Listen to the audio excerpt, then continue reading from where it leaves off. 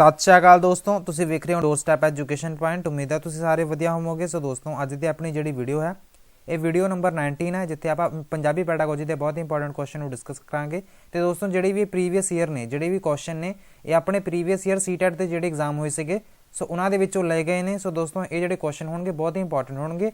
तो दोस्तों जिहड़े भी आपां क्वेश्चन डिस्कस कर रहे हैं ये तुहाडे CTET टारगेट 2021 जिहड़ा कि एग्जाम तुहाडा जनवरी 31 ਨੂੰ होना है भी उन्होंने एग्जाम में ध्यान जी सीरीज़ है भी आप चलाई हुई है। सो दोस्तों वीडियो शुरू करने तो पहला जेकर तुसीं अपने चैनल पर नवे हो, अपने चैनल को सबसक्राइब नहीं किया है तो प्लीज़ इन्हू सबसक्राइब कर लियो जी। तो आने वाली वीडियोज़ को मिस ना कर ली बैल आइकन भी प्रेस कर लियो। तो दोस्तों जेकर तुसीं PDF ਨੂੰ डाउनलोड करना चाहते हो तो तुसीं ਇਹ ਜਿਹੜਾ अपना टैलीग्राम चैनल है जिसका नाम डोरस्टैप एजुकेशन पॉइंट है तुसीं उत्थों डाउनलोड कर सकते हो। सो दोस्तों शुरू करते हैं अज दे अपने पहले क्वेश्चन तो। दोस्तों कल मैं आउट ऑफ टाउन से जिहदे करके जिहड़ी वीडियो है वो मेरे तो नहीं बना हुई। सो दोस्तों वेखते हैं जी अज का जिहड़ा पहला क्वेश्चन है इनू पढ़ते हैं भी इहदे विच की गल कीती गई है। एक समावेशी जमात विच बच्चे वधेरे गलतियां किस विच करदे हन। भी एक समावेशी जमात का पहला तो मतलब समझो भी समावेशी जिहड़ी जमात हुंदी है वो किहड़ी हुंदी है। सो मैं तुहानूं पहला भी दस्सिया सीगा कि एक तां नॉर्मल स्कूल हुंदे ने जिवें कि एक स्पैशल स्कूल हुंदे ने। स्पैशल स्कूलों दे विच तुसीं वेख्या होऊगा भी उत्थे सिर्फ जिहड़े दिव्यांग या फिर स्पैशल जिहड़े स्टूडेंट हुंदे ने जिवें कि तुसीं वेख सकदे हो भी कोई व्हील चेयर यूज़ करदा हुंदा, कईयां नूं या फिर कोई प्रॉब्लम हो सकती है शारीरिक तौर पर या फिर मैंटली तौर पर तो वो जिहड़े स्कूल हुंदे ने। ठीक है दोस्तों, सो उहनूं आपां कहने स्पैशल स्कूल। तो समावेशी जिहड़ी जमात हुंदी है इनकलूसिव जिन्हों आपां क्लास कहने हैं। इनकलूसिव क्लास दे विच कोई भी विद्यार्थी हो सकता जिवें कि उहदा ये नहीं वेख्या जाता कि बच्चा भी किहो जा भी उहदे विच सारे ही बच्चों नूं भी वो फिजिकली किहो जा या फिर मैंटली स्लो तां नहीं, तो सारे ही उहदे विच बच्चे होणगे जी वो शामिल हुंदे ने। सो इनू आपां कहने आ जी इनकलूसिव क्लास।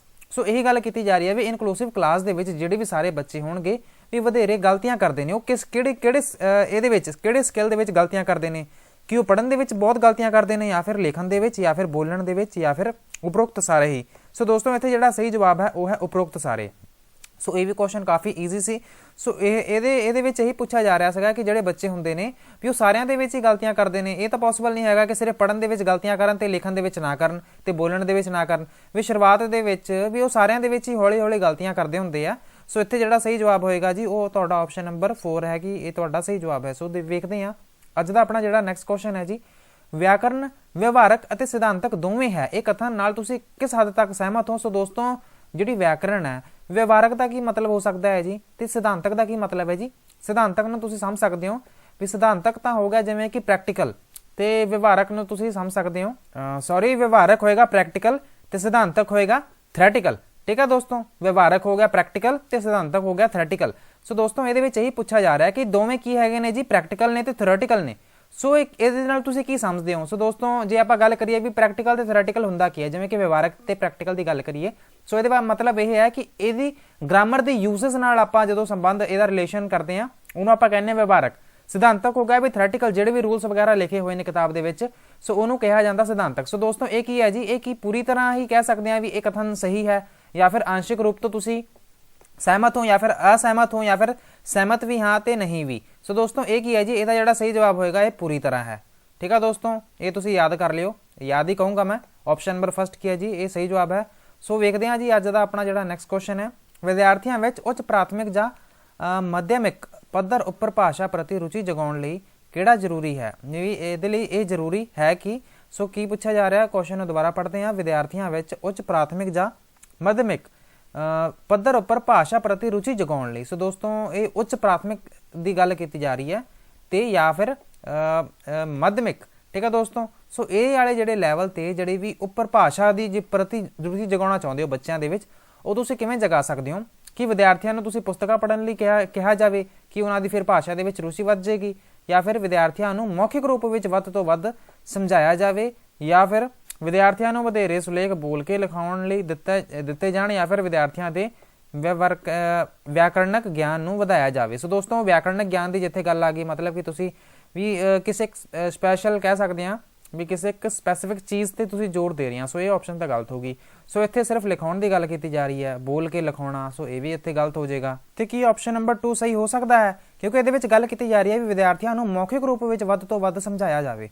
सो दोस्तों ये ऑप्शन बिल्कुल सही हो सकता है। तो ये भी क्वेश्चन हो सकता कि सर ये भी तो जो ऑप्शन नंबर फर्स्ट है भी विद्यार्थियों को पुस्तकां पढ़न लई कहा जाए। सो दोस्तों पुस्तकां पढ़न लई तो आप हरेक थां ते कहने ਜੇਕਰ ਦੋਸਤੋ ਆਪਾਂ ਉਹਨੂੰ ਮੌਖਿਕ ਰੂਪ ਵਿੱਚ ਵੱਧ ਤੋਂ ਵੱਧ ਸਮਝਾਵਾਂਗੇ, ਕਿਤਾਬਾਂ ਦੀ ਜਿਹੜੀ ਵਰਤੋਂ ਹੈ, ਕਿਉਂਕਿ ਉਦੋਂ ਬੱਚੇ ਛੋਟੇ ਹੁੰਦੇ ਨੇ, ਹੈ ਨਾ, ਤੇ ਉਹਦੇ ਵਿੱਚ ਜਦੋਂ ਤੁਸੀਂ ਇਹ ਕਹੋਗੇ ਕਿ ਹਾਂ ਵੀ ਮੌਖਿਕ ਰੂਪ ਦੇ ਵਿੱਚ ਵੱਧ ਤੋਂ ਵੱਧ ਸਮਝਾਇਆ ਜਾਵੇ, ਸੋ ਉਹ ਕੀ ਕਰੇਗਾ ਜੀ, ਉੱਪਰ ਭਾਸ਼ਾ ਉੱਪਰ ਜਿਹੜੀ ਰੁਚੀ ਹੈ ਜਗਾਉਣ ਲਈ ਇਹ ਬਹੁਤ ਹੀ ਜ਼ਰੂਰੀ ਹੈ। ਠੀਕ ਹੈ ਦੋਸਤੋ, ਸੋ ਮੌਖਿਕ ਰੂਪ ਵਿੱਚ ਵੱਧ ਤੋਂ ਵੱਧ ਭਾਸ਼ਾ ਦੀ ਕਲਾਸ ਵਿੱਚ ਉਹਨੂੰ ਸਮਝਾਇਆ ਜਾਵੇ, ਸੋ ਉਹਦਾ ਜਿਹੜਾ ਰੁਚੀ ਹੈ ਜੀ ਫਿਰ ਹੀ ਵੱਧ ਸਕਦੀ ਹੈ। ਠੀਕ ਹੈ ਦੋਸਤੋ, ਸੋ ਇੱਥੇ ਜਿਹੜਾ ਸਹੀ ਜਵਾਬ ਹੈ ਆਪਸ਼ਨ ਨੰਬਰ 2 ਹੈ। ਆਪਸ਼ਨ ਨੰਬਰ ਬਾਕੀ ਦੇ 1 2 1 3 ਤੇ 4 ਕੀ ਹੋ ਜਾਣਗੇ ਜੀ, ਇਹ ਗਲਤ ਹੋ ਜਾਣਗੇ। ਸੋ ਚੱਲਦੇ ਹਾਂ ਅੱਜ ਦੇ ਆਪਣੇ ਨੈਕਸਟ ਕੁਐਸਚਨ ਤੇ, ਇਹਨੂੰ ਵੀ ਵੇਖ ਲੈਂਦੇ ਹਾਂ ਕਿ ਮੌਖਿਕ ਪ੍ਰਸਤੁਤੀਕਰਨ ਲਈ ਹੇਠ ਲਿਖਿਆਂ ਵਿੱਚੋਂ ਕਿਹੜੀ ਵਿਧੀ ਢੁਕਵੀਂ ਹੈ। ਢੁਕਵੀਂ ਦਾ ਮਤਲਬ ਇਹ ਹੈ ਜੀ ਐਪਰੋਪਰੀਏਟ। ਐਪਰੋਪਰੀਏਟ ਦਾ ਤੁਸੀਂ ਮਤਲਬ ਸਮਝਦੇ ਹੋ ਜਿਵੇਂ ਕਿ ਸਹੀ ਹੈ ਐਪਰੋਪਰੀਏਟ, ਤੇ ਪ੍ਰਸਤੁਤੀਕਰਨ ਕੀ ਹੁੰਦਾ ਜੀ, ਜਿਵੇਂ ਕਿ ਕਹਿ ਸਕਦੇ ਹੋ ਪ੍ਰੈਜੈਂਟੇਸ਼ਨ। ਸੋ ਮੌਖਿਕ ਪ੍ਰੈਜੈਂਟੇਸ਼ਨ ਲਈ ਹੇਠ ਲਿਖਿਆਂ ਵਿੱਚੋਂ ਕਿਹੜੀ ਵਿਧੀ ਢੁਕਵੀਂ ਨਹੀਂ ਹੈ। ਸੋ ਨਹੀਂ ਦਾ ਧਿਆਨ ਰੱਖਿਓ, ਮਤਲਬ ਇਹ ਕਿ ਇੱਥੇ ਜਿਹੜੀਆਂ 3 ਆਪਸ਼ਨਾਂ ਹੋਣਗੀਆਂ ਉਹ ਮੌਖਿਕ ਪ੍ਰਸਤੁਤੀਕਰਨ ਨਾਲ ਸੰਬੰਧਿਤ ਹੋਣਗੀਆਂ, ਤੇ ਇੱਕ ਵਿਧੀ ਇਹੋ ਜਿਹੀ ਹੋਵੇਗੀ ਜਿਹੜੀ ਕਿ ਮੌਖਿਕ ਪ੍ਰਸਤੁਤੀਕਰਨ ਨਾਲ ਸੰਬੰਧਿਤ ਨਹੀਂ ਹੋਵੇਗੀ। ਸੋ ਦੋਸਤੋ ਕੀ ਸਵਰ ਪ੍ਰਸਤੁਤੀਕਰਨ ਮੌਖਿਕ ਜਿਹੜੀ ਬੋਲ ਕੇ ਪ੍ਰੈਜੈਂਟੇਸ਼ਨ ਦਿੱਤੀ ਜਾਂਦੀ ਹੈ ਕਿ ਉਹਦੇ ਨਾਲ ਸੰਬੰਧਿਤ ਹੋਵੇਗੀ? ਬਿਲਕੁਲ ਹੋਏਗੀ, ਕਿਉਂਕਿ ਸਵਰ ਹੈ। ਸਵਰ ਕੀ ਹੁੰਦਾ ਜੀ, ਸਵਰ ਤੁਸੀਂ ਸਮਝਦੇ ਹੋ ਨਾ ਵੀ ਸਵਰ ਪ੍ਰਸਤੁਤੀਕਰਨ। ਸੋ ਇਹ ਆਪਸ਼ਨ ਤਾਂ ਮਤਲਬ ਇਹ ਕਿ ਇਹ ਤਾਂ ਮੌਖਿਕ ਪ੍ਰਸਤੁਤੀਕਰਨ ਹੈ। ਸੋ ਇਸ ਅਕੋਰਡਿੰਗ ਕੁਐਸਚਨ ਦੇ ਅਕੋਰਡਿੰਗ ਇਹ ਕੁਐਸਚਨ ਕੀ ਸਹੀ ਹੋ ਸਕਦਾ? ਨਹੀਂ ਹੋ ਸਕਦਾ। ਕਵਿਤਾ ਪਾਠ ਹੋ ਸਕਦਾ ਹੈ, ਸਨਮੁਖ ਹੋ ਸਕਦਾ ਜੀ, ਜਾਂ ਫਿਰ ਸੰਕੇਤਿਕ ਭਾਸ਼ਾ ਦੇ ਮਾਧਿਅਮ ਨਾਲ ਪ੍ਰਸਤੁਤੀਕਰਨ। ਸੋ ਦੋਸਤੋ ਕਵਿਤਾ ਪਾਠ ਮਤਲਬ ਕਿ ਇਹਦੇ ਵਿੱਚ ਬੋਲਣ ਦੀ ਗੱਲ ਕੀਤੀ ਗਈ ਹੈ, ਸੋ ਆਪਸ਼ਨ ਨੰਬਰ 2 ਵੀ ਗਲਤ ਹੋ ਗਿਆ। ਜੇ ਆਪਾਂ ਗੱਲ ਕਰੀਏ ਸਨਮੁਖ ਪ੍ਰਸਤੁਤੀਕਰਨ, ਇਹ ਸਾਹਮਣੇ ਖੜ ਕੇ ਇਨ ਫਰੰਟ ਆਫ ਇਹ ਕੀ ਹੈ ਜੀ, ਪ੍ਰਸਤੁਤੀਕਰਨ ਕਰਨਾ, ਪ੍ਰੈਜੈਂਟੇਸ਼ਨ ਦੇਣੀ। ਸੋ ਦੋਸਤੋ ਇਹ ਵੀ ਨਹੀਂ ਹੋ ਸਕਦਾ, ਕਿਉਂਕਿ ਇਹ ਤਿੰਨੇ ਜਿਹੜੀਆਂ ਆਪਸ਼ਨਾਂ ਨੇ ਇੱਕ ਇਹ ਹੈਗੀਆਂ ਨੇ ਜੀ, ਇਹ ਮੌਖਿਕ ਪ੍ਰਸਤੁਤੀਕਰਨ ਨਾਲ ਸੰਬੰਧਿਤ ਨੇ। ਸੋ ਦੋਸਤੋ ਇਹ ਆਪਸ਼ਨ ਤਾਂ ਹੈ ਨਹੀਂ। ਜੇ ਆਪਾਂ ਗੱਲ ਕਰੀਏ ਸੰਕੇਤਿਕ ਭਾਸ਼ਾ, ਸੰਕੇਤਿਕ ਭਾਸ਼ਾ ਨਾਲ ਕੀ ਮਤਲਬ ਹੈ ਜੀ, ਵੀ ਇਸ਼ਾਰਿਆਂ ਨਾਲ ਜਿਹੜੀ ਭਾਸ਼ਾ ਜਿਹੜੀ ਸਮਝਾਈ ਜਾਵੇ ਉਹਨੂੰ ਕਹਿ ਸਕਦੇ ਹਾਂ ਵੀ ਇਹ ਮੌਖਿਕ ਪ੍ਰਸਤੁਤੀਕਰਨ ਲਈ ਢੁਕਵੀਂ ਨਹੀਂ ਹੈ। ਸੋ ਆਪਸ਼ਨ ਨੰਬਰ 4 ਕੀ ਹੈ ਜੀ, ਇਹ ਤੁਹਾਡਾ ਸਹੀ ਜਵਾਬ ਹੈ। ਸੋ ਇਸ ਦੇ ਨਾਲ ਚੱਲਦੇ ਹਾਂ ਅੱਜ ਦੇ ਆਪਣੇ ਨੈਕਸਟ ਕੁਐਸਚਨ ਤੇ। ਮਨੁੱਖ ਦੇ ਸੰਗਿਆਨਾਤਮਕ ਵਿਕਾਸ ਵਿੱਚ ਮਾਂ ਬੋਲੀ ਉਨੀ ਹੀ ਮਹੱਤਵਪੂਰਨ ਹੈ ਜਿੰਨਾ ਮਾਂ ਦਾ ਦੁੱਧ। ਇਹ ਕਥਨ ਕਿਸ ਦਾ ਹੈ? ਸੋ ਦੋਸਤੋ ਇਹ ਜਿਹੜਾ ਕਥਨ ਹੈ ਵੀ ਸਟੈਟਿਕ ਬੇਸਡ ਕੁਐਸਚਨ ਹੈ ਜੀ, ਕਿ ਜਿਹੜਾ ਕਥਨ ਹੈ ਜੀ ਕਿਹਦੇ ਦੁਆਰਾ ਕਿਹਾ ਗਿਆ ਸੀਗਾ? ਕੀ ਇਹ ਰਾਜ ਰਿਸ਼ੀ ਟੰਡਨ ਦੁਆਰਾ ਕਿਹਾ ਗਿਆ ਸੀ, ਜਾਂ ਫਿਰ ਇਹ ਰਾਏ ਬੇਰਨ ਦੁਆਰਾ ਕਿਹਾ ਗਿਆ ਸੀ, ਜਾਂ ਫਿਰ ਮਹਾਤਮਾ ਗਾਂਧੀ, ਜਾਂ ਫਿਰ ਵਿਵੇਕਾਨੰਦ? ਸੋ ਦੋਸਤੋ ਇਹ ਜਿਹੜੀਆਂ ਲਾਈਨਾਂ ਨੇ ਇਹ ਮੇਨਲੀ ਮਹਾਤਮਾ ਗਾਂਧੀ ਜੀ ਦੁਆਰਾ ਕਹੀਆਂ ਗਈਆਂ ਸੀਗੀਆਂ। ਸੋ ਦੋਸਤੋ ਇਹ ਤੁਹਾਡਾ ਸਹੀ ਜਵਾਬ ਹੈ। ਸੋ ਇਸ ਦੇ ਨਾਲ ਹੀ ਚੱਲਦੇ ਹਾਂ ਅੱਜ ਦੇ ਆਪਣੇ ਨੈਕਸਟ ਕੁਐਸਚਨ ਤੇ। ਜਦੋਂ ਵਿਦਿਆਰਥੀਆਂ ਨੂੰ ਅਜਿਹੀ ਭਾਸ਼ਾ ਦੇ ਮਾਧਿਅਮ ਨਾਲ ਪੜ੍ਹਾਇਆ ਜਾਂਦਾ ਹੈ ਜਿਸ ਦੀ ਉਹਨਾਂ ਨੂੰ ਜਾਣਕਾਰੀ ਨਹੀਂ ਹੁੰਦੀ, ਤਾਂ ਵੀ ਇਹੋ ਜਿਹੜੇ ਵਿਦਿਆਰਥੀ ਹੁੰਦੇ ਨੇ, ਮੰਨ ਕੇ ਚੱਲੋ ਵੀ ਪੰਜਾਬ ਦੇ ਵਿੱਚ ਮੰਨ ਕੇ ਚੱਲੋ ਕੋਈ ਇਹੋ ਜਿਹੀ ਕਲਾਸ ਸੀਗੀ, ਉਹਨਾਂ ਨੂੰ ਪੰਜਾਬੀ ਦੇ ਵਿੱਚ ਨਹੀਂ ਇੰਗਲਿਸ਼ ਦੇ ਵਿੱਚ ਸਮਝਾਇਆ ਜਾ ਰਿਹਾ। ਸੋ ਇਹਦੇ ਨਾਲ ਕੀ ਹੋਊਗਾ? ਆਪਸ਼ਨਾਂ ਨੂੰ ਪੜ੍ਹਦੇ ਹਾਂ। ਸਮੁੱਚਾ ਧਿਆਨ ਦੇਣਾ ਸੰਭਵ ਨਹੀਂ ਹੈ, ਮਤਲਬ ਕਿ ਕੁੱਲ ਮਿਲਾ ਕੇ ਵੀ ਬੱਚਿਆਂ ਤੇ ਧਿਆਨ ਦੇਣਾ ਹੈ, ਵੀ ਓਵਰਆਲ ਤੁਸੀਂ ਧਿਆਨ ਉਹਨਾਂ ਤੇ ਨਹੀਂ ਦੇ ਸਕਦੇ। ਜਾਂ ਫਿਰ ਆਪਸ਼ਨ ਨੰਬਰ 2 ਵੀ ਵਿਦਿਆਰਥੀ ਰੱਟਾਂ ਲਾਉਣ ਜਾਂ ਕਿਸੇ ਤਰ੍ਹਾਂ ਯਾਦ ਰੱਖਣ ਦੀ ਆਦਤ ਪਾ ਲੈਂਦੇ ਹਨ। ਜਾਂ ਫਿਰ ਆਪਸ਼ਨ ਨੰਬਰ 3 ਵੀ ਵਿਦਿਆਰਥੀਆਂ ਦੀ ਪੜ੍ਹਾਈ ਵਿੱਚ ਰੁਚੀ ਘਟਣ ਲੱਗਦੀ ਹੈ। ਜਾਂ ਫਿਰ ਆਪਸ਼ਨ ਨੰਬਰ 4 ਕਿ ਇਹ ਸਾਰੇ ਹੀ। ਸੋ ਦੋਸਤੋ ਇੱਥੇ ਜਿਹੜਾ ਸਹੀ ਜਵਾਬ ਹੈ ਉਹ ਕੀ ਹੋ ਸਕਦਾ ਹੈ ਜੀ, ਜਦੋਂ ਮੰਨ ਕੇ ਚੱਲੋ ਵੀ ਬੱਚੇ ਨੂੰ ਮਦਰ ਟੰਗ ਦੇ ਵਿੱਚ ਨਹੀਂ ਪੜ੍ਹਾਇਆ ਜਾ ਰਿਹਾ, ਸੋ ਇਹੋ ਜਿਹੀ ਉਹਨੂੰ ਭਾਸ਼ਾ ਦੇ ਵਿੱਚ ਪੜ੍ਹਾਇਆ ਜਾ ਰਿਹਾ ਜਿਹੜੀ ਕਿ ਭਾਸ਼ਾ ਨੂੰ ਜਾਣਦਾ ਹੀ ਨਹੀਂ ਹੈ ਚੰਗੀ ਤਰ੍ਹਾਂ। ਸੋ ਇਹਦੇ ਨਾਲ ਕੀ ਹੋਏਗਾ, ਜਿਵੇਂ ਕਿ ਉਹਦੇ ਨਾਲ ਨਾ ਜਿਹੜਾ ਬੱਚਾ ਹੋਏਗਾ ਵੀ ਉਹਦਾ ਨਾ ਤਾਂ ਧਿਆਨ ਦੇ ਸਕਦਾ। ਸੋ ਇਹ ਆਪਸ਼ਨ ਤਾਂ ਬਿਲਕੁਲ ਸਹੀ ਹੈ ਜੀ। ਆਪਸ਼ਨ ਨੰਬਰ 2 ਦੇ ਵਿੱਚ ਵੀ ਉਹ ਰੱਟਾ ਲਾਉਣ ਜਾਂ ਕਿਸੇ ਤਰ੍ਹਾਂ ਯਾਦ ਰੱਖਣ ਦੀ ਆਦਤ ਪਾ ਲੈਂਦੇ ਨੇ। ਸੋ ਜੇਕਰ ਦੋਸਤੋ ਉਹਨਾਂ ਨੂੰ ਕੋਈ ਸਮਝ ਹੀ ਨਹੀਂ ਲੱਗੂਗੀ ਫਿਰ ਉਹ ਰੱਟਾ ਹੀ ਲਾਊਗਾ ਨਾ। ਸੋ ਇਹ ਵੀ ਗੱਲ ਸਹੀ ਹੈ। ਸੋ ਆਪਸ਼ਨ ਨੰਬਰ 3 ਦੇ ਵਿੱਚ ਵੀ ਦੱਸੀ ਜਾ ਰਹੀ ਗੱਲ ਕਿ ਵਿਦਿਆਰਥੀਆਂ ਦੀ ਪੜ੍ਹਾਈ ਵਿੱਚ ਰੁਚੀ ਘਟਣ ਲੱਗਦੀ ਹੈ। ਸੋ ਦੋਸਤੋ ਜੇਕਰ ਉਹਨਾਂ ਨੂੰ ਸਮਝ ਨਹੀਂ ਆ ਰਹੀ ਤੇ ਉਹ ਕੀ ਕਰਨਗੇ ਜੀ, ਉਹਨਾਂ ਦਾ ਜਿਹੜਾ ਇੰਟਰਸਟ ਹੈ, ਉਹਨਾਂ ਦੀ ਜਿਹੜੀ ਰੁਚੀ ਹੈ ਵੀ ਉਹ ਘਟਣ ਲੱਗ ਜਾਂਦੀ ਹੈ ਪੜ੍ਹਾਈ ਦੇ ਵਿੱਚੋਂ। ਸੋ ਦੋਸਤੋ ਇਹ ਜਿਹੜੀਆਂ ਚਾਰੇ ਆਪਸ਼ਨਾਂ ਨੇ ਇਹ ਤੁਹਾਡੀਆਂ ਬਿਲਕੁਲ ਸਹੀ ਨੇ। ਸੋ ਇਹਦੇ ਕਰਕੇ ਆਪਸ਼ਨ ਨੰਬਰ 4 ਕੀ ਹੈ ਜੀ, ਇਹ ਤੁਹਾਡਾ ਸਹੀ ਜਵਾਬ ਹੈ। ਸੋ ਇਹ ਸਾਰੇ ਹੀ ਕੀ ਹੈ ਜੀ, ਇਹ ਸਹੀ ਜਵਾਬ ਹੈ। ਸੋ ਚੱਲਦੇ ਹਾਂ ਨੈਕਸਟ ਕੁਐਸਚਨ ਨੂੰ ਵੇਖਦੇ ਹਾਂ ਜੀ। ਨੈਕਸਟ ਕੁਐਸਚਨ ਦੇ ਕੀ ਗੱਲ ਕੀਤੀ ਗਈ ਹੈ, ਭਾਸ਼ਾ ਦੇ ਅਧਿਆਪਨ ਵਿੱਚ ਆਤਮ ਸਾਤੀਕਰਨ ਇੰਟਰਨਲਾਈਜੇਸ਼ਨ ਦੀ ਗੱਲ ਕੀਤੀ ਗਈ ਹੈ। ਇਹਦਾ ਸਭ ਤੋਂ ਵੱਧ ਮਹੱਤਵਪੂਰਨ ਪੱਤ ਹੈ ਵੀ ਇਹਦੇ ਵਿੱਚ ਦੱਸੋ ਇੰਟਰਨਲਾਈਜੇਸ਼ਨ ਹੁੰਦੀ ਕੀ ਹੈ? ਜਦੋਂ ਵੀ ਤੁਸੀਂ ਸੋਚ ਕੇ ਬਹਿ ਕੇ ਜਿੰਨਾ ਤੁਸੀਂ ਪੜ੍ਹਦੇ ਹੋ, ਠੀਕ ਹੈ ਦੋਸਤੋ। ਸੋ ਇਹ ਸਾਰਾ ਪੜ੍ਹਨ ਤੋਂ ਬਾਅਦ ਵੀ ਤੁਸੀਂ ਕੀ ਕਰਦੇ ਹੋ ਵੀ ਜੋ ਕੁਝ ਤੁਸੀਂ ਪੜ੍ਹ ਲਿਆ, ਸੋ ਉਹਨੂੰ ਪੜ੍ਹਨ ਤੋਂ ਬਾਅਦ ਨੋਰਮਸ ਨੂੰ ਫੋਲੋ ਕਰਦੇ ਹੋ, ਆਪਦੇ ਆਪ ਨੂੰ ਜਦੋਂ ਮੰਨ ਲੈਂਦੇ ਹੋ ਕਿ ਹਾਂ ਵੀ ਇਹ ਗੱਲ ਸਹੀ ਹੈ। ਸੋ ਇਹਨੂੰ ਹੀ ਆਪਾਂ ਇੰਟਰਨਲਾਈਜੇਸ਼ਨ ਕਹਿੰਦੇ ਹਾਂ। ਜਿਵੇਂ ਕਿ ਤੁਸੀਂ ਕਦੇ ਕਦਾਏ ਇਕੱਲੇ ਬੈਠ ਕੇ ਕੋਈ ਵੀ ਗੱਲ ਸੋਚਦੇ ਹੋ, ਉਹਨੂੰ ਵੇਖਦੇ ਹੋ ਕਿ ਅੱਛਾ ਇਹ ਸਹੀ ਹੈ ਜਾਂ ਫਿਰ ਗਲਤ ਹੈ। ਸੋ ਇਹਨੂੰ ਆਪਾਂ ਕਹਿੰਦੇ ਹਾਂ ਜੀ, ਇਹਨੂੰ ਆਪਾਂ ਜਿਵੇਂ ਕਿ ਆਤਮ ਦਾ ਕੀ ਮਤਲਬ ਹੋ ਗਿਆ ਜੀ, ਜਦੋਂ ਤੁਸੀਂ ਇਕੱਲੇ ਬਹਿ ਕੇ ਆਪਦੀ ਆਤਮਾ ਨਾਲ ਜਿਵੇਂ ਹੈ ਨਾ ਤੁਸੀਂ, ਸੋ ਇੰਟਰਨਲਾਈਜੇਸ਼ਨ ਵੀ ਆਪਦੇ ਅੰਦਰ ਰਿਅਲਾਈਜੇਸ਼ਨ ਕਰਦੇ ਹੋ ਕੋਈ ਵੀ ਗੱਲ ਨੂੰ ਲੈ ਕੇ, ਸੋ ਉਹਨੂੰ ਹੀ ਇੰਟਰਨਲਾਈਜੇਸ਼ਨ ਕਿਹਾ ਜਾਂਦਾ। ਸੋ ਇਹਦਾ ਸਭ ਤੋਂ ਵੱਧ ਮਹੱਤਵਪੂਰਨ ਪੱਤ ਹੈ ਸੁਣਨਾ ਤੇ ਪੜ੍ਹਨਾ सिर्फ सुनना, सिर्फ पढ़ना या फिर सिर्फ लिखना। सो दोस्तों ਇਹਦਾ ਜਿਹੜਾ ਸੰਬੰਧ ਹੈ ਜੀ ਉਹ ਸੁਣਨਾ ਅਤੇ ਪੜ੍ਹਨਾ ਨਾਲ। ਸੁਣਦੇ ਹੋ, ਪੜ੍ਹਦੇ ਹੋ, ਸੋਚਦੇ ਹੋ, ਠੀਕ ਆ ਦੋਸਤੋ। ਸੋ ਭਾਸ਼ਾ ਦਾ ਅਧਿਆਪਨ ਵਿੱਚ ਜਿਹੜਾ ਇੰਟਰਨਲਾਈਜੇਸ਼ਨ ਦਾ ਸਭ ਤੋਂ ਵੱਧ ਮਹੱਤਵਪੂਰਨ ਪੱਤ ਹੈ ਸੁਣਨਾ ਅਤੇ ਪੜ੍ਹਨਾ। ਸੋ ਆਪਸ਼ਨ ਨੰਬਰ ਫਸਟ ਕੀ ਹੈ ਜੀ, ਇਹ ਤੁਹਾਡਾ ਸਹੀ ਜਵਾਬ ਹੈ। ਸੋ ਇਸ ਦੇ ਨਾਲ ਹੀ ਚੱਲਦੇ ਹਾਂ ਅੱਜ ਦੇ ਆਪਣੇ ਨੈਕਸਟ ਕੁਐਸਚਨ ਤੇ। ਭਾਸ਼ਾ ਦੇ ਅਧਿਆਪਨ ਵਿੱਚ ਪਾਠ ਸਮੱਗਰੀ ਦਾ ਸਭ ਤੋਂ ਵੱਡੀ ਚੁਣੌਤੀ ਹੈ ਵੀ ਭਾਸ਼ਾ ਦੇ ਅਧਿਆਪਨ ਵਿੱਚ ਵੀ ਪਾਠ ਸਮੱਗਰੀ ਦੀ ਸਭ ਤੋਂ ਵੱਡੀ ਚੁਣੌਤੀ ਕੀ ਹੈ, ਚੈਲੰਜ ਕੀ ਹੈ ਜੀ। ਜਦੋਂ ਵੀ ਤੁਸੀਂ ਲੈਂਗੁਏਜ ਦੀ ਕਲਾਸ ਦੇ ਵਿੱਚ ਜਦੋਂ ਵੀ ਟੀਚਿੰਗ ਚੱਲ ਰਹੀ ਹੁੰਦੀ ਹੈ, ਸੋ ਉਹਦੇ ਵਿੱਚ ਪਾਠ ਸਮੱਗਰੀ ਦਾ ਕੀ ਮਤਲਬ ਹੈ ਜੀ, ਜੋ ਵੀ ਤੁਹਾਡੇ ਕੋਲ ਸਬਜੈਕਟ ਮੈਟਰ ਹੈ, ਸੋ ਉਹਦੀ ਸਭ ਤੋਂ ਵੱਡੀ ਚੁਣੌਤੀ ਕੀ ਹੈ। ਘੱਟ ਸਮੇਂ ਵਿੱਚ ਵਧੇਰੇ ਜਾਣਕਾਰੀ ਉਪਲਬਧ ਕਰਾਉਣੀ। ਆਪਸ਼ਨ ਨੰਬਰ 2 ਪਾਠ ਸਮੱਗਰੀ ਦੇ ਕਠਿਨ ਬਿੰਦੂਆਂ ਦੀ ਢੁਕਵੀਂ ਵਿਆਖਿਆ ਕਰਨੀ। ਜਾਂ ਫਿਰ ਆਪਸ਼ਨ ਨੰਬਰ 3 ਵਿਦਿਆਰਥੀਆਂ ਦਾ ਪਾਠ ਪ੍ਰਤੀ ਧਿਆਨ ਆਕਰਸ਼ਿਤ ਕਰਨਾ। ਜਾਂ ਫਿਰ ਅਧਿਆਪਕਾਂ ਦੇ ਅਧਿਆਪਨ ਵਿੱਚ ਘੱਟ ਮਿਹਨਤ ਕਰਨੀ। ਸੋ ਘੱਟ ਮਿਹਨਤ ਵਾਲੀ ਗੱਲ ਹੈ ਜੀ, ਇਹ ਤਾਂ ਗਲਤ ਹੋਗੀ। ਜੇਕਰ ਆਪਾਂ ਆਪਸ਼ਨ ਨੰਬਰ ਫਸਟ ਨੂੰ ਵੇਖੀਏ, ਆਪਸ਼ਨ ਨੰਬਰ ਫਸਟ ਦੇ ਵਿੱਚ ਕੀ ਗੱਲ ਲਿਖੀ ਗਈ ਹੈ ਜੀ, ਘੱਟ ਸਮੇਂ ਵਿੱਚ ਵਧੇਰੇ ਜਾਣਕਾਰੀ ਉਪਲਬਧ ਕਰਾਉਣੀ।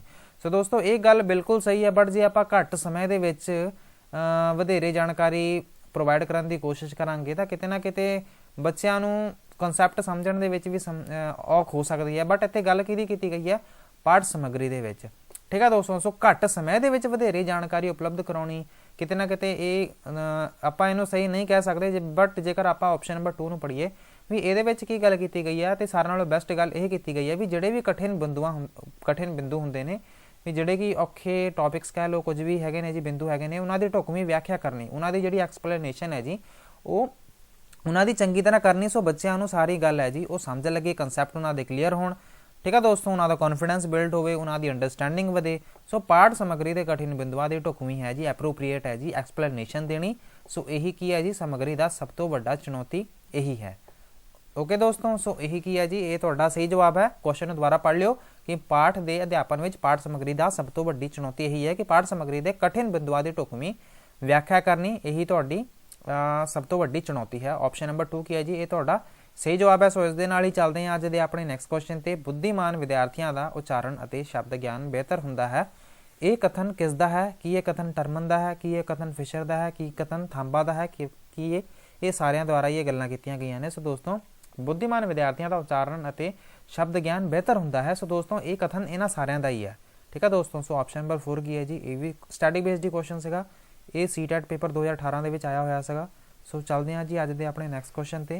ਸ਼ਬਦਾਂ ਦਾ ਅਰਥ ਸਪਸ਼ਟ ਕਰਨ ਨਾਲੋਂ ਬਿਹਤਰੀਨ ਵਿਧੀ ਹੈ ਕਿ ਸ਼ਬਦਾਂ ਦੇ ਜਿਹੜੇ ਅਰਥ ਹੁੰਦੇ ਨੇ ਉਹਨਾਂ ਦਾ ਸਪਸ਼ਟ ਕਰਨ ਲਈ ਬਿਹਤਰੀਨ ਵਿਧੀ ਕਿਹੜੀ ਹੈ ਜੀ? ਸ਼ਬਦਾਂ ਦੀ ਵਿਆਖਿਆ ਕਰਨੀ, ਸ਼ਬਦਕੋਸ਼ ਦੀ ਵਰਤੋਂ, ਜਾਂ ਫਿਰ ਵਿਦਿਆਰਥੀਆਂ ਨੂੰ ਵਾਕਾਂ ਵਿੱਚ ਸ਼ਬਦਾਂ ਦੀ ਵਰਤੋਂ ਰਾਹੀਂ ਪੂਰਵ ਅਨੁਮਾਨ ਲਗਾਉਣ ਦਾ ਮੌਕਾ ਦੇਣਾ, ਜਾਂ ਫਿਰ ਭਾਸ਼ਾ ਦੇ ਅਧਿਆਪਨ ਰਾਹੀਂ ਸ਼ਬਦਾਂ ਦੇ ਅਰਥ ਸਪਸ਼ਟ ਕਰਨਾ। ਸੋ ਦੋਸਤੋ ਇੱਥੇ ਸਹੀ ਜਵਾਬ ਕੀ ਹੈ ਜੀ? ਸੋ ਸ਼ਬਦਾਂ ਦਾ ਅਰਥ ਸਪਸ਼ਟ ਕਰਨ ਨਾਲੋਂ ਬਿਹਤਰੀਨ ਵਿਧੀ, ਵੀ ਮੰਨ ਕੇ ਚੱਲੋ ਇੱਥੇ ਗੱਲ ਕੀ ਕੀਤੀ ਗਈ ਹੈ ਵੀ ਤੁਹਾਨੂੰ ਧਿਆਨ ਨਾਲ ਸਮਝੋ ਕਿ ਸ਼ਬਦਾਂ ਦਾ ਅਰਥ ਸਪਸ਼ਟ ਕਰਨ ਨਾਲੋਂ, ਸੋ ਇਹਦਾ ਅਲਟਰਨੇਟ ਪੁੱਛਿਆ ਜਾ ਰਿਹਾ। ਸੋ ਸ਼ਬਦਾਂ ਦੀ ਵਿਆਖਿਆ ਕਰਨੀ ਤੇ ਸ਼ਬਦਾਂ ਦਾ ਅਰਥ ਸਪਸ਼ਟ ਕਰਨਾ, ਇਹ ਗੱਲ ਤਾਂ ਇੱਕੋ ਹੋਗੀ। ਸੋ ਇਹ ਆਪਸ਼ਨ ਤਾਂ ਗਲਤ ਹੋਗੀ। ਸ਼ਬਦਕੋਸ਼ ਦੀ ਵਰਤੋਂ, ਸਿਰਫ ਸ਼ਬਦਕੋਸ਼ ਦੀ ਵਰਤੋਂ ਕਰਕੇ ਸ਼ਬਦਾਂ ਦਾ ਅਰਥ ਸਪਸ਼ਟ ਕਰਨਾ, ਇਹ ਵੀ ਗੱਲ ਕਿਤੇ ਨਾ ਕਿਤੇ ਇੱਥੇ ਆਪਾਂ ਨੂੰ ਗਲਤੀ ਲੱਗ ਰਹੀ ਆ। ਬਟ ਜੇਕਰ ਆਪਾਂ ਆਪਸ਼ਨ ਨੰਬਰ 4 ਨੂੰ ਵੇਖੀਏ ਵੀ ਭਾਸ਼ਾ ਦੇ ਅਧਿਆਪਨ ਰਾਹੀਂ ਸ਼ਬਦਾਂ ਦੇ ਅਰਥ ਸਪਸ਼ਟ ਕਰਨਾ, ਕੀ ਇਹ ਸਹੀ ਹੋ ਸਕਦਾ? ਜਾਂ ਫਿਰ ਆਪਸ਼ਨ ਨੰਬਰ 3 ਕਿ ਵਿਦਿਆਰਥੀਆਂ ਨੂੰ ਵਾਕਾਂ ਵਿੱਚ ਸ਼ਬਦਾਂ ਦੀ ਵਰਤੋਂ ਰਾਹੀਂ ਪੂਰਵ ਅਨੁਮਾਨ ਲਗਾਉਣ ਦਾ ਮੌਕਾ ਦੇਣਾ। ਸੋ ਦੋਸਤੋ ਬਿਲਕੁਲ ਇਹ ਆਪਸ਼ਨ ਹੀ ਤੁਹਾਡਾ ਸਹੀ ਹੈ। ਇਹ ਆਪਾਂ ਆਲਰੇਡੀ ਪਹਿਲਾਂ ਵੀ ਪੜ੍ਹ ਚੁੱਕੇ ਹਾਂ ਪੰਜਾਬੀ ਪੈਡਾਗੋਜੀ ਦੇ ਵਿੱਚ ਹੀ, ਕਿ ਆਪਾਂ ਮੇਨ ਫੋਕਸ ਕਰਦੇ ਹਾਂ ਕਿ ਵਾਕਾਂ ਦੇ ਵਿੱਚ ਹੀ ਜਦੋਂ ਬੱਚਾ ਉਹਨਾਂ ਜਿਹੜੇ ਸ਼ਬਦ ਹੁੰਦੇ ਨੇ ਉਹਨਾਂ ਦਾ ਅਨੁਮਾਨ ਲਗਾਉਣਾ ਸਿੱਖ ਜਾਂਦਾ, ਸੋ ਉਹਦੇ ਨਾਲ ਕੀ ਹੁੰਦਾ ਜੀ, ਉਹਦੇ ਨਾਲ ਬੱਚਾ ਇੱਕ ਤਾਂ ਆਪ ਅੰਦਾਜ਼ਾ ਲਗਾ ਕੇ ਉਹਨਾਂ ਵਰਡ ਨੂੰ, ਜਿਵੇਂ ਕਿ ਤੁਸੀਂ ਕੋਈ ਲਾਈਨ ਪੜ੍ਹੀ, ਸੋ ਲਾਈਨ ਦੇ ਵਿੱਚ ਕੋਈ ਇੱਕ ਇਹੋ ਜਿਹਾ ਵਰਡ ਹੁੰਦਾ ਜਿਹੜਾ ਕਿ ਤੁਹਾਨੂੰ ਉਹਦਾ ਮੀਨਿੰਗ ਨਹੀਂ ਪਤਾ ਹੁੰਦਾ, ਬਟ ਜਦੋਂ ਤੁਸੀਂ ਸਾਰਾ ਸੈਂਟੈਂਸ ਪੜ੍ਹਦੇ ਹੋ ਫਿਰ ਤੁਹਾਨੂੰ ਕੀ ਹੁੰਦਾ ਜੀ, ਤੁਸੀਂ ਉਸ ਨਾ ਸੈਂਟੈਂਸ ਦੀ ਇੱਕ ਸੈਂਸ ਬਣਾ ਲੈਂਦੇ ਹੋ। ਸੋ ਸੈਂਸ ਬਣਾਉਣ ਦੇ ਨਾਲ ਕੀ ਹੁੰਦਾ ਵੀ ਤੁਸੀਂ ਜਿਹੜਾ ਕੋਈ ਵਰਡ ਹੁੰਦਾ ਨਾ, ਤੁਸੀਂ ਉਹਦਾ ਮੀਨਿੰਗ ਦਾ ਅਨੁਮਾਨ ਲਗਾ ਲੈਂਦੇ ਹੋ। ਸੋ ਉਹ ਕੀ ਹੁੰਦਾ ਜੀ, ਉਹ ਬਿਹਤਰੀਨ ਵਿਧੀ ਹੈ। ਠੀਕ ਹੈ ਦੋਸਤੋ, ਸ਼ਬਦਾਂ ਦਾ ਅਰਥ ਸਪਸ਼ਟ ਕਰਨ ਨਾਲੋਂ ਬਿਹਤਰੀਨ ਵਿਧੀ ਹੈ। ਸੋ ਇਹੀ ਹੈ ਜੀ, ਸ਼ਬਦਾਂ ਦਾ ਅਰਥ ਸਪਸ਼ਟ ਕਰਨ ਨਾਲੋਂ ਬਿਹਤਰੀਨ ਵਿਧੀ ਹੈ ਕਿ ਵਿਦਿਆਰਥੀਆਂ ਨੂੰ ਵਾਕਾਂ ਵਿੱਚ ਸ਼ਬਦਾਂ ਦੀ ਵਰਤੋਂ ਰਾਹੀਂ ਪੂਰਵ ਅਨੁਮਾਨ ਲਗਾਉਣ ਦਾ ਮੌਕਾ ਦੇਣਾ।